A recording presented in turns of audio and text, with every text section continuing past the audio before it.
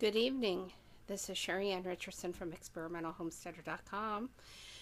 And I thought I would open up the evening with some random thoughts. I'm going to share two of my books with you. The Complete Idiot's Guide to Year-Round Gardening and the Complete Idiot's Guide to Seed Saving and Starting. And I'm also going to be taking your random questions throughout the evening. I will say I do still have some vertigo issues. I am still on the antibiotic. A friend of mine took me back to the emergency room for the second time in a week on, I believe it was Friday night. So still dealing with some issues, but those are getting better. So if I pause or do this, because I'm tending to do this when I feel like I'm falling, that's what's going on. So welcome everybody. If you have questions, put those in the comments, please, because I'm taking your questions tonight. It can be about me. It can be about blogging, vlogging, any gardening, anything that I might know about and be able to give you an answer off the top of my head. With the vertigo, I do have some confusion, or at least we think that's what it is. So again, if I paused, I'm sorry. Okay, I'm going to start out with my books. I have been writing and was first published in May of 1981. I was in 6th grade at the time.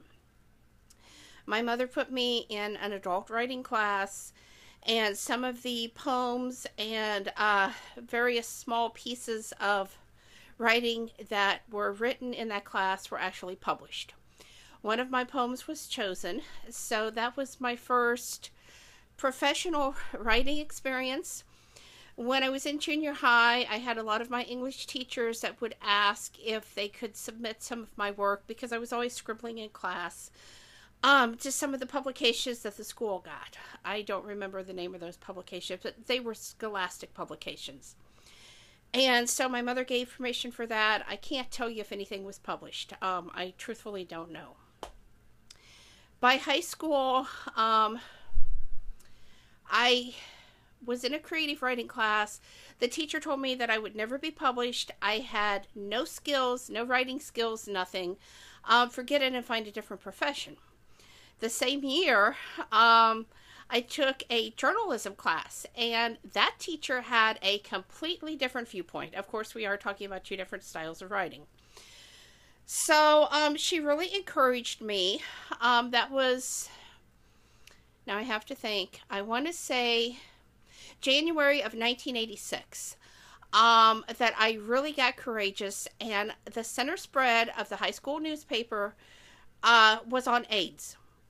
She helped me get all the information. I did the research, and we did the whole center spread on AIDS. And for those of you that remember back that far, that's when Ryan White, who lived here in Indiana, was on all the news. The AIDS outbreak was new, and that was why I wanted to do it, because it was news. That led me to getting to go to Ball State to the journalism workshops that summer between my junior and senior year. When I came back, I had planned my senior center spread to be on crack.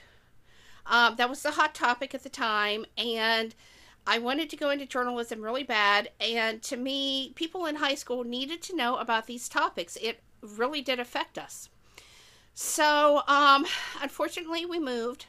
I did not get to be editor of the school newspaper, which was what I had been hoping for. And the school I moved to would not let me in the journalism class. I did get the crack article published, but they wouldn't let me do it by myself. And so it was broke up. It was nothing like I had planned. And the first place scholarship that I won to Ball State while I was at those journalism workshops went to waste, because my mother would not sign papers for me to go to college. I was still underage when I graduated high school. And so I was kind of stuck at that point. When I did turn 18, I went to enroll in college. My first year tuition was $10,000. I had all of it but $1,200 on scholarships that I was able to get. And my mother would not fill out financial aid forms. I asked if I could, because I had lived at home the previous year. I could not. So I ended up dropping out of college. At that point, even though I had been published in local newspapers, school newspapers, all over the place. I thought my writing career was done. So I gave up for a number of years, and okay, sorry about that. Now where was I? Okay, now I have to think about this. 1997, I believe it was, because I got my first computer in 1996. And in 1997, I saw an ad asking for women who rode Harleys to send in writing samples. And by this point, I felt pretty discouraged about my writing. And I felt like, hi Angie, I felt like I didn't get my college education. I can't really write. Maybe the school was wrong. Maybe Ball State was wrong. Maybe I really don't have any talent. But the guy I was seeing at the time, who actually owned a Harley, told me, you can do this. You need to send them that AIDS article. And I said, but that was 1985. And he said, but I don't care. He said, it shows something. So I sent it, and the guy wrote me back, and he said, we would love to have you write for us. Well, at the time, to me, this was just a man on the internet wanting me to write about Harleys. And yes, I knew I was writing for Harley websites. But again, it was just a website. My brain was not connecting what was actually going on behind the scenes. And when Y2K came out, the guy asked me if I would write about Harley Davidson and Y2K. And I said, oh my gosh, what am I going to write about that? And I said, do you really think they'll quit working? And that was when he told me that I was actually writing for the Harley Davidson Corporation and that I would be working with their lawyers on the article.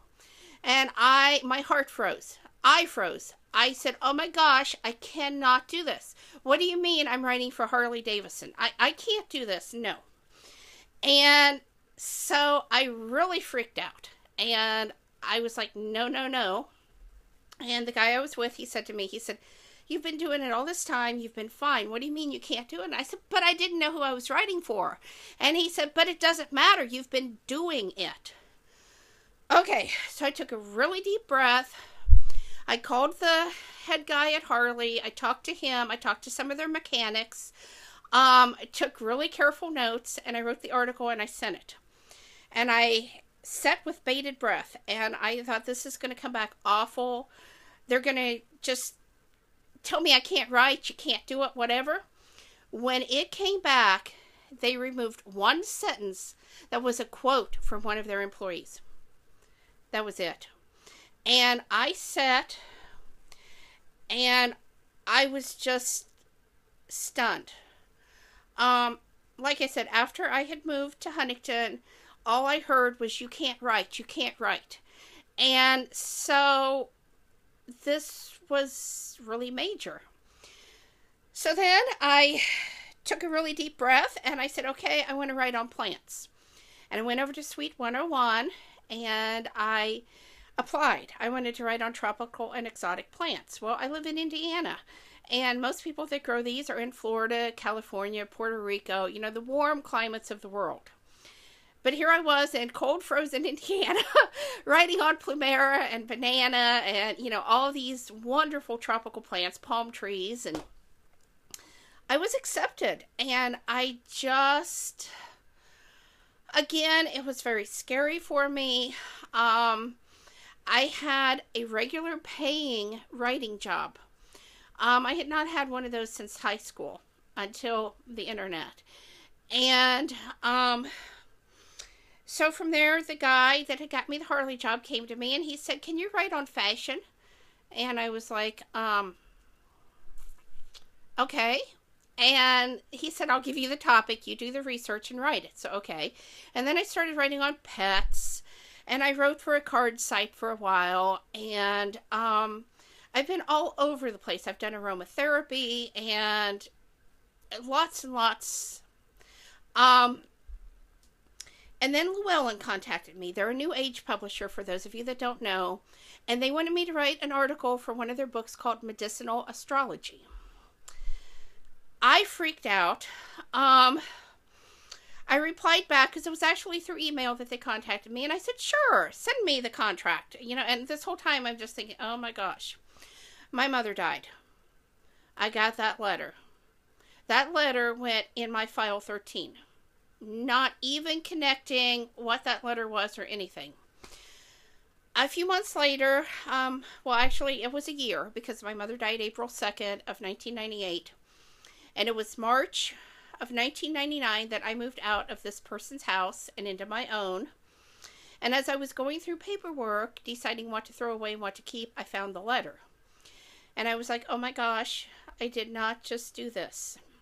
So I got on the phone and I was like, okay, I know it was a year ago and my mother had just died and I didn't even read the letter. Do you still need a writer for medicinal astrology? And they said, yes. And I said, I'm in. I said, do I sign this and send it back? Do you send me a new one or what? So they sent me a new contract and I was in. I did a lot of pathologies for Llewellyn over the years. Lots of herbs and different topics that they do.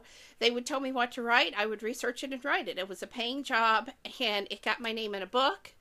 And that was all I cared about. So from there, I started writing for a site called Life Tips. Also, that was in 1997 as well. Wrote for them for a number of years. I've done a couple of books for them, some that were published in print, and some, because they stopped their print publishing program, were given back to me as digital rights. And one of them is 101 English garden tips, and another one is 101 organic gardening tips. Both of those are available as print. They are on Amazon if you're interested. I took all the poems and things I had written from the age of 10 forward, and I submitted them to, I can't think of the name of the publisher right now, but it's a publisher that not a lot of people want to deal with, but it was poetry. And I know that can be hard to get published. So I submitted to them. They said, can you get some pictures? So I went and shot some pictures with my daughter. Hi, Mickey. And it was published. It's called Perspective Visions, Enigmatic Masterpieces. And I know I said that wrong. Jerry helped me title it. And it is published. It is also, Publish America is the name of the company. It is also available on Amazon.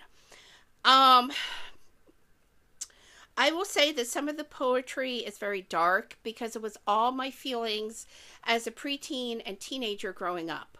All of the hate that I felt around me, all of the bullying that I felt, my need to just want to die, because that was how I felt my whole preteen and teen years. I just wanted to crawl in a hole and die. But something inside of me wouldn't let me do that. So I wrote. That was what I did. And that was how I got all of that out of me. And so I kept going. I started my blog in 1998. Sometimes I write on it, sometimes I don't. Sometimes it can be really hard. It's really hard to share some of these feelings inside with people. And I am more of a nonfiction writer, so I'm more factual. Over the years, I've worked for a lot of local newspapers, the Journal Reporter, the Oak Hill Times, I think it's called. Watch me get that name wrong. I worked for the Hartford City newspaper, and I was actually editor of the Courier for a while. None of those really worked out for me. It wasn't where my heart was. And so I did it, and I left because I'm more of a homebody, and I don't want to write just hard news. I want to write things that really impact people and can help people change their lives. So I was offered, quite by accident, I was offered the Complete Idiot's Guide to Year-Round Gardening. Hi Aaron, the way that I got this book contract, it was actually offered to a friend of mine named Tom. And he called me. It was a miracle that I got this phone call because I was going to meet some high school friends who were in town from out of state.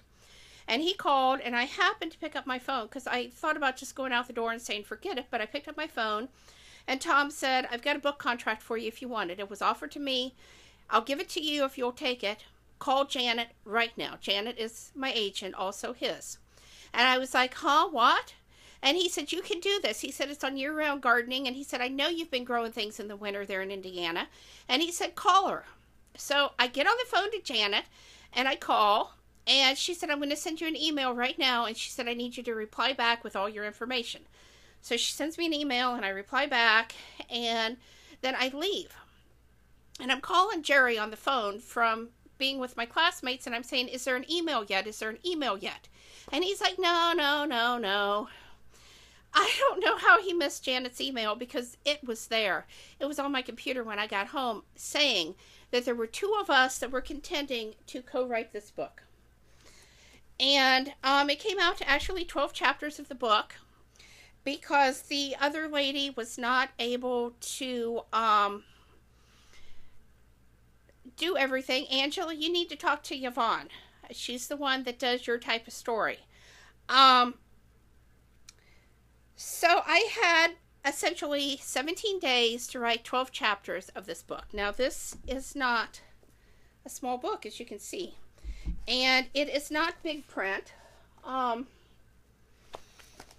So can we just say that I hustled my butt off and then some? Okay, I just really had to work to get this book done. Thankfully, I did not have to take any of the pictures. All of the table of contents was already there. So all I had to do was write. And we got her done in 16 days. During the time of writing this book, I was having my first baby goats. My mama goats were giving birth. First time I'd ever had goats. I was running between the barn and the house. I was on the phone because there was so much, because this was not my book initially. There was so much to talk about and coordinate, and it was just this big blur that went out by really, really fast. So then this book came in the mail one day. Well, actually, UPS brought it. And for those of you that want to garden year-round, want to have that opportunity, and I'm not just talking indoors, I'm talking outdoors, even if you live in a cold climate, I encourage you to get this book. There is a free sample chapter available on Amazon for the Kindle. Go check it out. Okay, then it took me, I think it was about a year, because I was working on some smaller projects and just kind of recuperating from the rush of writing this book so quickly. We got the query together, and we sent out for the Complete Idiot's Guide to Seed Saving and Starting. Now, when I did this, I think I did this in about 6 weeks' time. That includes all of the photography, everything in the book, including this picture right here. That's my picture that I took. Which I understand it's really hard to get your picture on the front cover of a Complete Idiot's Guide. I do not claim to be a photographer. It was just a miracle. I'll say that. Because during the writing of this book, I was sick. I was having a lot of medical problems like I am now. And we was trying to write this book. I had a friend, Kevin, who came over and helped me because we literally had to stand up on ladders and shoot down to be able to get some of the photography for this book. So I really thank him for taking his time to come do that. And I will just say it has been a journey. Since the time that I have written these 2 books, I have been offered some other book contracts. I have turned those down. I don't feel that I'm in the position right now with some of the medical issues that I'm having to take on a contract where I need to write a book and I need to have it done in a certain amount of time. I need to provide the photography and all of that. So I've been kind of holding out and waiting till we get over this hump to start another book. And there will be another book. As long as I'm alive, there's going to be another book. I don't know what it's going to be on, probably gardening, because that's really where my area of expertise is. So that's kind of my story of how I went from where I started out as a child being published, to actually getting two large book contracts. If any of you have questions, I am open to taking those. I really want to say, if any of you, including you, Angie, have a story inside of you, the most important thing you can do is get it down on paper. Okay, if you can't type, or you're really slow at typing, or uncomfortable typing, there are programs out there. There are apps. There are software programs that you can get, and you can talk to the program, and it will type up your words. Okay, they're not perfect. You're going to have to go back and proof it, or hire somebody to proof it. But it will type up, and I haven't worked with those enough, but Jerry had told me at one point that if you really work with them, and, you know, constantly they're hearing your voice, that they learn to pick up the differences in how you say words versus how they're taught to say words. So, like I said, I don't have the experience with them, but that is definitely something to consider. You know, don't just think that you want to write a book and not go through with it, because it's very well worth taking the time and the effort to do. Realize that it is more than just writing a book. If you're doing nonfiction, then you're going to have all your documentation, because you have to prove things. Not only to a publisher, but you're going to want different documentation in your book. You're going to need photos. You know, lots and lots of really high quality photos. And depending on what type of book you're doing, maybe you can take those yourself. Maybe you're going to have to hire a photographer to do that for you. I'm seeing your comments, Angie. I know that I work with the closed caption software on YouTube a lot, and it does jumble at some of the words it gets right, and some of it is like, wow, where did that come up with? But it also breaks it up into little segments, so it's real easy to go through the little segments and fix it. And you can set YouTube, if you set up a channel, you can set your videos where they're private or they're completely unpublished.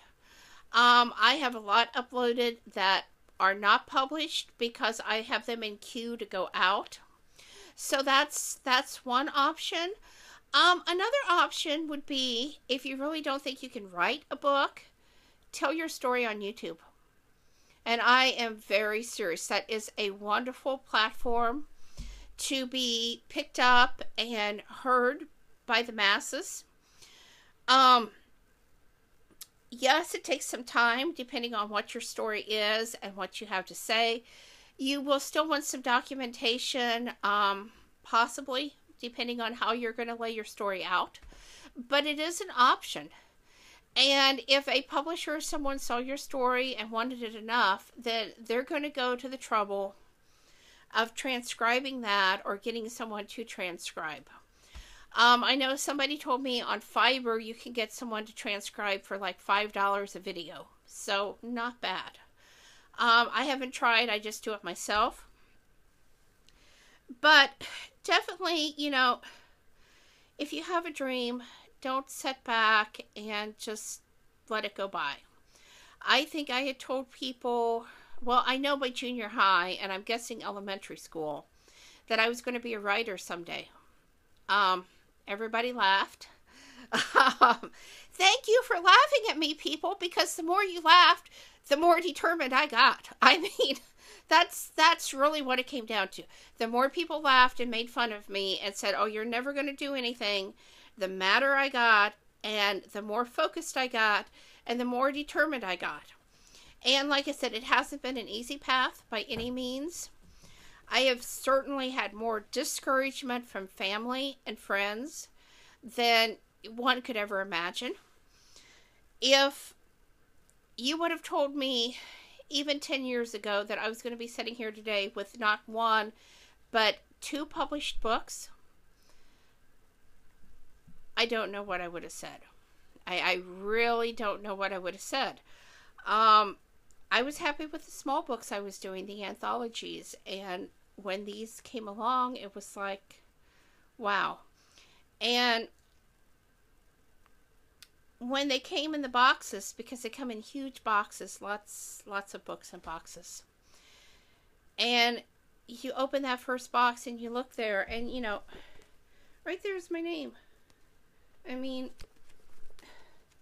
it's just I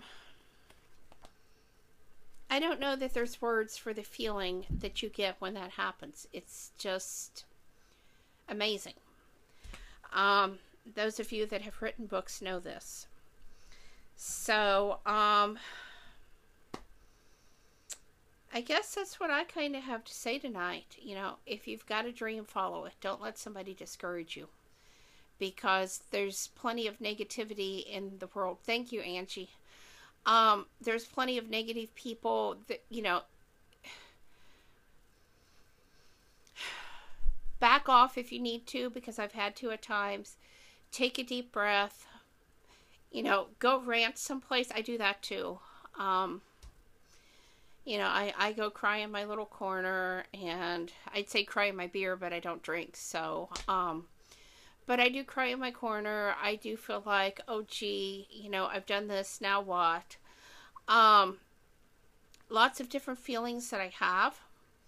But then I pull myself together and I'm like, okay, you've come this far. It's time to take that next step. You have to put yourself out there. You have to know that people are going to talk. People are going to say things.